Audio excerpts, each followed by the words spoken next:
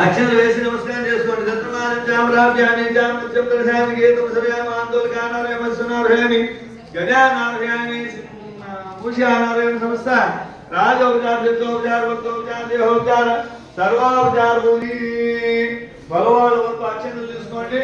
అమ్మ మీరు చేతిలో నీళ్లు వేయండి.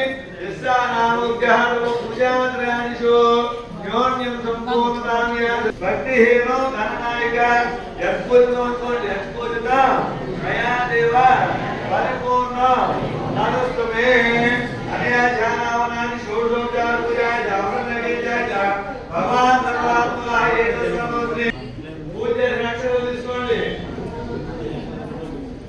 భగవాన్ తీసుకోండి.